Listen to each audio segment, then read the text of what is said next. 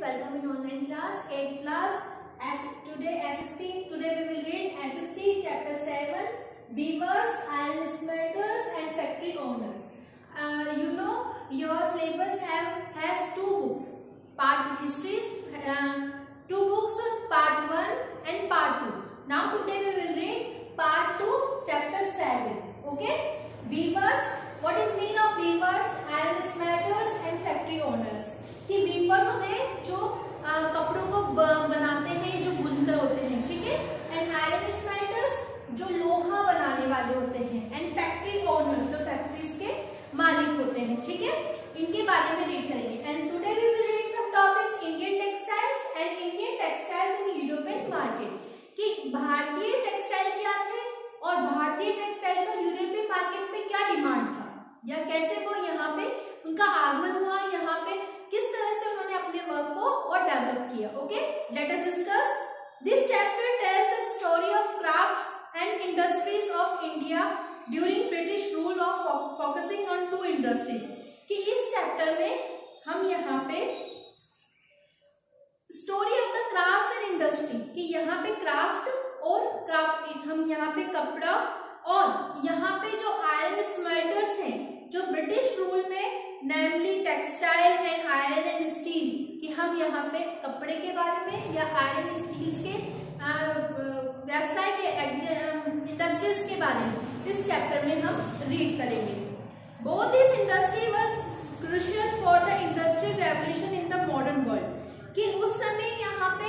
इसमें बहुत ज्यादा प्रॉब्लम्स थी जो उनको फेस करना पड़ रहा था। तो इसके मॉडर्न वर्ल्ड, विश्व के आधुनिकीकरण के कारण यहाँ पे बहुत सारे रेवोल्यूशन हुए इंडस्ट्रीज में। और इन रेवोल्यूशंस ने यहाँ पे हमारे यहाँ पे बहुत अलग अलग तरह के डिफरेंट तरह के यहाँ पे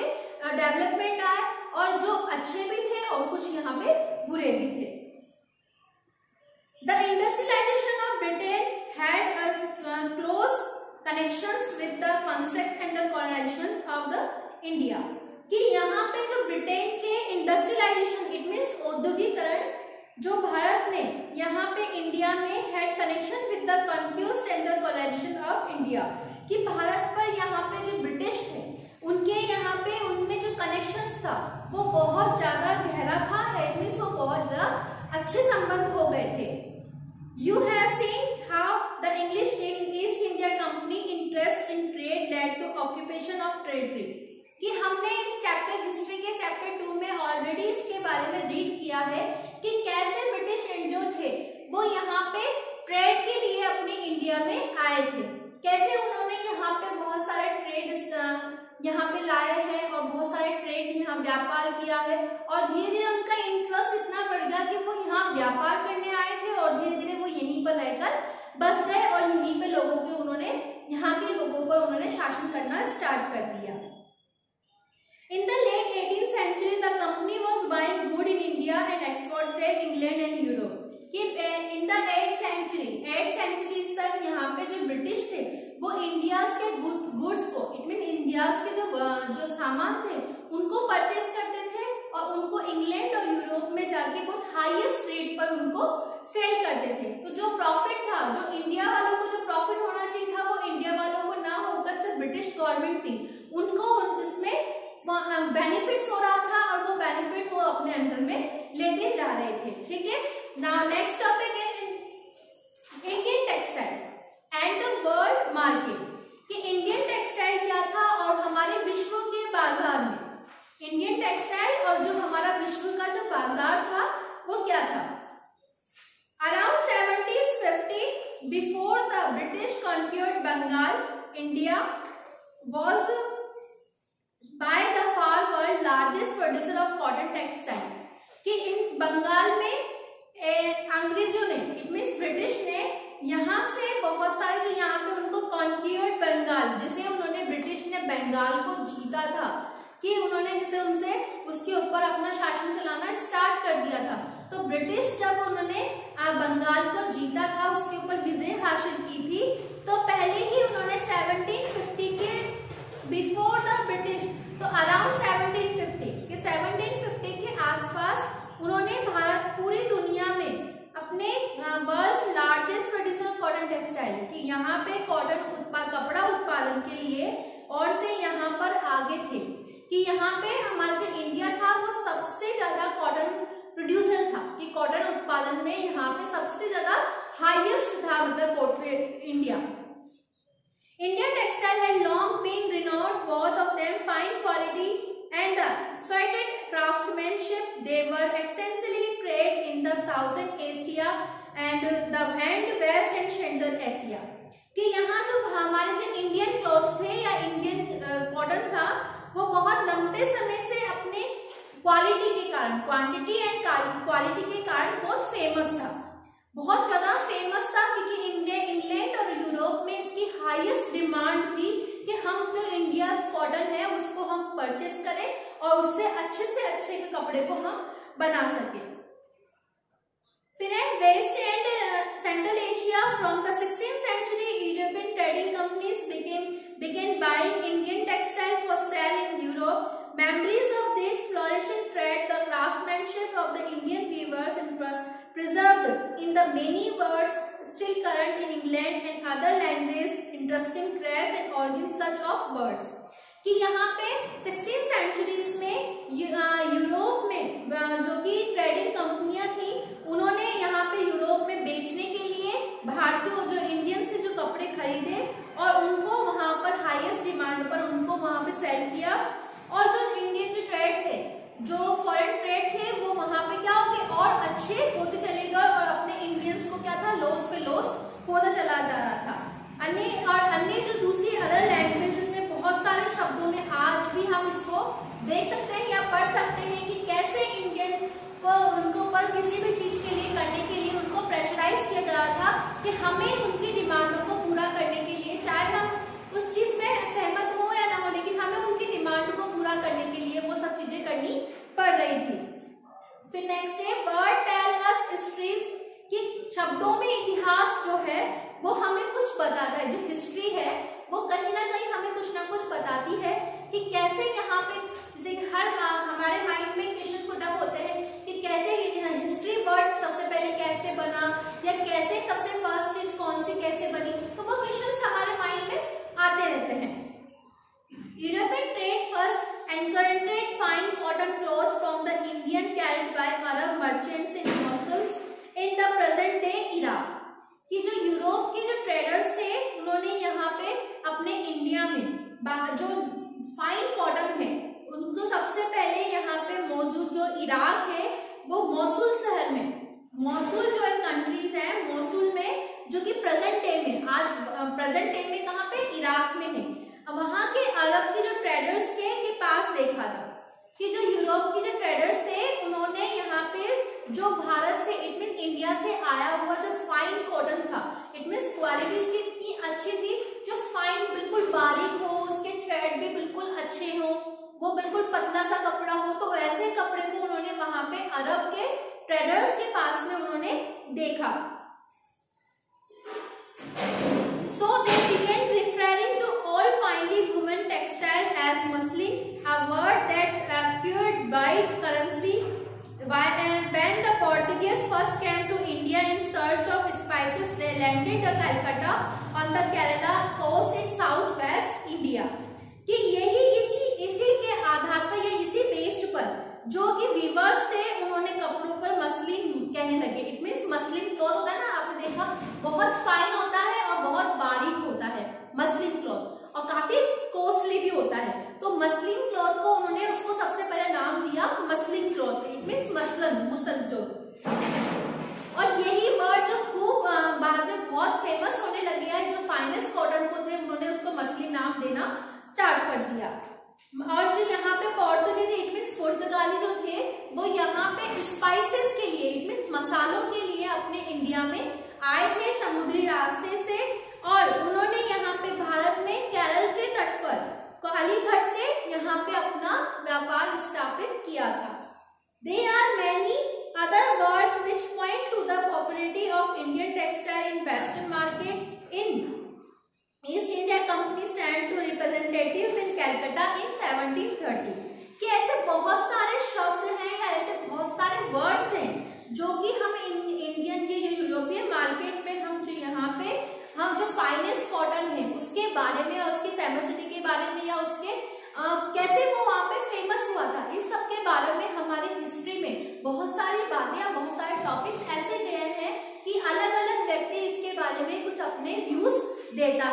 था। तो ये सभी हम हिस्ट्री में इसके बारे में रीड करते हैं। 1730 में जो ईस्ट इंडिया कंपनी ने कलकत्ता में नुमाइंदों के पास में इसको भेजा था कि कैसे वो वहां पे अलग अलग, क्योंकि वो क्या करते थे, यहाँ से जो भी चीज उनको पसंद आई उस चीज को ले जाना था उनको, तो वो हर चीज की बहुत बारीकी से जांच करते थे या उसको बहुत फाइनेंस उसके बहुत अच्छे तरीके से उसको देते थे। The order that year was for the 5,89,000 pieces of cloth, browsing that the order book you had seen a list of 98 varieties of cotton and silk cloth,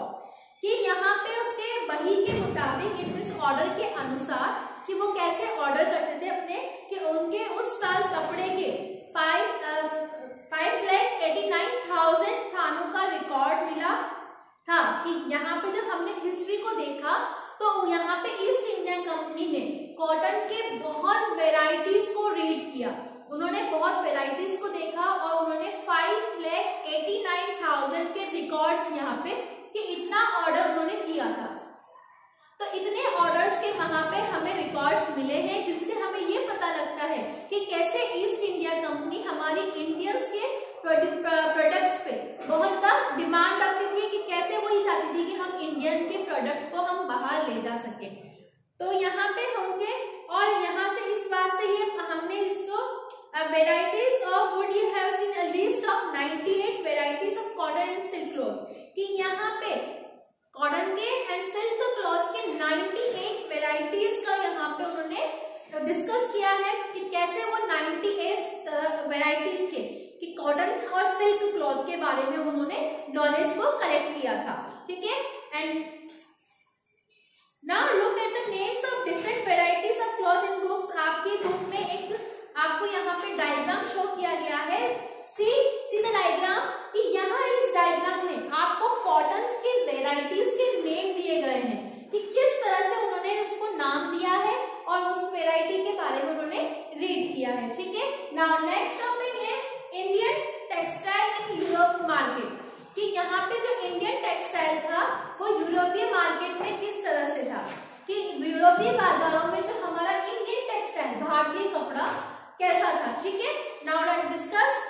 18th century. By the early 18th century, worried by the popularity of Indian textile, wool and silk market in England began protesting against the import of Indian cotton textile. कि 18th century की starting में यहाँ पे भारतीय जो हमारे Indian textile की जो फेमस थे से बचने के लिए इंग्लैंड ने ऊन और रेशम के लिए, मतलब वूल और सिल्क के लिए भारतीय जो इंडियन कपड़े थे उनका आयात करने का विरोध करने लगे। कि वो ये क्या करने लगे कि कैसे हम यहाँ पे जो हमारे इंडियन टेक्सटाइल की जो फेमसिटी थी कि किस तरह से वो लोगों के बीच में फेमस था, तो भारतीय कपड़ों के जो इंडियन टेक्सटाइल का था उसको हम बाहर आयात कि बाहर से आए यहाँ से जाए, उसके ऊपर उन्होंने विरोध करना स्टार्ट कर दिया इंग्लैंड ने। In 1720, the British government enacted the legislations banning the use of printed cotton textile chintz in England. Interestingly, this act was known as the Calico Act. कि इसी प्रेशर के कारण कि जिस तरह से उन्होंने उसका विरोध किया, प्रोटेस्टिंग अगेंस्ट द इम्पोर्ट, कि कैसे हमने उनको इम्पोर्ट करने के लिए उसकी अगेंस्ट चले गए थे। तो 1720 में जो ब्रिटिश गवर्नमेंट थी उन्होंने यहाँ पे, भारत सरकार ने यहाँ पे इंग्लैंड में जो कॉटन के ऊपर, जो सूती कपड़े के ऊपर जो डिजाइन्स होती थी, इट मीन्स जो छापे मारते थे, तो उन डिजाइन्स के यहाँ पे इस्तेमाल करने पे पाबंदी लगा दी गई या उनके ऊपर रोक लगा दी गई। और इसी कानून को उन्होंने calico, it means calico act के नाम से उन्होंने, कि किस तरह, what is mean of calico act. अगर आपसे क्वेश्चन पुट होता है कि calico act, define the calico act, कि कैलिको एक्ट क्या है, तो कैलिको एक्ट ये था कि जो सिल्क और जो वीवर्स थे मार्केट में, उनके began protesting against the European market, कि इम्पोर्ट ऑफ इंडियन, कि हम किस तरह से यहाँ पे उसको बाहर इम्पोर्ट करने के लिए उसके ऊपर रोक लगा दी गई। एंड 1720 में the British government enacted the legislation beginning use of printed cotton textile, कि यहाँ पे उसको जो छापे वाले सूती वस्त्र होते थे या छापे वाले जो कॉटन कपड़े होते थे, चिंट, जिसको चिंट कहा जाता था, कि जिन कॉटन के कपड़ों पे डिजाइन्स होती थी उन्हें चिंट कहा जाता था। तो उन चिंट पे यहाँ पे उनके ऊपर इंग्लैंड में इस कानून को कैलिको एक्ट के नाम से पारित किया गया या कानून बनाया गया, जिस कानून को उन्होंने कैलिको एक्ट नेम दिया गया। At this time textile industry had just began to develop in England, कि इस समय इंग्लैंड में नए नए कपड़ों के कारखाने खुल गए थे। And unable to compete with Indian textile, English producer wanted to secure market within the country by preventing the entire of Indian textile, कि और जो इंडियन टेक्सटाइल के जो के सामने यहाँ पे जो लाचार अंग्रेजी कपड़ा उत्पादक ने अपने देश में, इट मीन्स अपने ही कंट्री में भारतीय कपड़ों के प्रवेश पर पूरी पाबंदी चाहते थे, कि वो ये चाहते थे कि यहाँ पे जो इंडियन टेक्सटाइल है वो जो फॉरेन कंट्रीज के जो वीवर्स थे या जो कपड़े बनाने वाले थे वो इंडियन टेक्सटाइल के प्रवेश पर, कि इंडियन टेक्सटाइल का कपड़ा यहाँ पे नहीं आएगा। इस पे उन्होंने पूरी तरह से रोक लगा दी, कि ये पूरी तरह से उसके अगेंस्ट हो गए कि इंडियन कपड़ा फॉरेन कंट्रीज में नहीं आएगा। इसी और इंग्लैंड में केवल उन्हीं का कपड़ा बिकेगा, कि इंग्लैंड में केवल जो इंग्लैंड चाहते थे, इंग्लैंड जो यूरोपियन ट्रेडर्स थे वो चाहते थे वही कपड़ा वहां पर बिकेगा। The first grow under government protection was the calico printing industry. Indian designs were now limited and printed in England on white muslin and plain unbleached Indian cloth. वो केवल यहाँ पे इसी में इंग्लैंड की सरकार ने सबसे पहले कैलिको की जो कैलिको चिंट्स, जो कैलिको की छपाई थी, इनमें जो कैलिको की प्रिंट होती थी उस प्रिंट को ही यहाँ पे गवर्नमेंट में उसको आगे की तरफ ले जाया जाएगा, कि प्रोटेक्शन की प्रिंटिंग इंडस्ट्री, कैलिको प्रिंटिंग छपाई की इंडस्ट्रीज को ही आगे रखा जाएगा। इसमें अब यहाँ पे Indian designers were now limited and printed England on white muslin and plain unbleached, कि अब यहाँ पे सफेद मसलन, it means white muslin cloth और अनब्लीच्ड जो क्लॉथ है जो कड़क नहीं होता, तो अनब्लीच्ड वाले कपड़े इंग्लैंड में ही डिजाइन छापे जाने लगे, कि सिर्फ वही इंडियन कपड़े की यहाँ पे डिजाइन उसके ऊपर होगी जो कि व्हाइट मसलिन होगा और जो अनब्लीच्ड कपड़ा होगा, अनब्लीच्ड क्लॉथ होगा, उसी कपड़े पे यहाँ पे उस पर डिजाइन की जाएगी। Competition with Indian textile also lead to search for technology inventions of the invention in England, कि इंडियन टेक्सटाइल के साथ इस कंपटीशन की वजह से इंग्लैंड में यहाँ पे जो टेक्नोलॉजी थी उनकी दिखाई जो सुधार की इन्वेंशंस की होता है उसमें और अच्छी उन्नति लाने के लिए उसमें और सुधार की जरूरत होने लगी। In 1764, the spinning jenny was invented by John Kay, which increased the productivity of the traditional spindles. In 1764 में जॉन के ने स्पिनिंग जेनी का आविष्कार किया एंड जिसमें उन्होंने परंपरागत इट मींस ट्रेडिशनल स्पेंडल्स का यूज किया। जो स्पेंडल्स वो होते हैं जिनका हम थ्रेड बनाने के लिए उनपे वो ऐसे तख्तियां लगी हुई होती हैं, तो उससे उन्होंने यहाँ पे उसको इन्वेंशन किया, उसके आविष्कार किया। The invention of steam engine by the Richard Arkwright in 1786 revolutionized modern textile weaving, कि यहाँ पे 1786 में रिचर्ड आर्कराइट ने वाष्प इंजन मतलब स्टीम इंजन का आविष्कार किया, जिसने यहाँ पे सूती कपड़े मींस कॉटन टेक्सटाइल में बुनाई की यहाँ पे एक बहुत बड़ा रेवोल्यूशन इकट्ठा किया। Cloth could not be woven in press in the quantity and cheaply too, अब यहाँ पे बहुत सारा कपड़ा और बेहद कम कीमत पे मतलब बहुत चीपली बहुत कम कीमत पे यहाँ पे उससे तैयार करने लगे। However, Indian textile continued to dominate world trade till and end the 18th century. European trading companies, the Dutch, the French, and the English made enormous profit out the flourishing trade, कि इसके बावजूद दुनिया के बाजारों में भारतीय कपड़े का, इट मींस इंडियन टेक्सटाइल का दबदबा बहुत ज्यादा बढ़ गया। और यहाँ पे डच, फ्रांस एंड इंग्लिश जो थे, अन्य एंड अदर जो ट्रेडिंग कंपनीज थी, उन्होंने यहाँ पे अपना बहुत प्रॉफिट कमाया, कि जो और जो फ्रेंच, डच जो भी थे, उन्होंने अदर जो इंडियन कंपनी, अदर जो फॉरेन कंट्रीज थी, उनमें उन्होंने बहुत ज्यादा प्रॉफिट उसका कमाया। But as you know, when the English East India Company gain political power in Bengal, लेकिन आप सभी जानते हैं कि जब इंग्लिश इंडिया कंपनी ने यहाँ पे अपनी पावर जो बंगाल में स्थापित की थी, अपनी पावर को वहां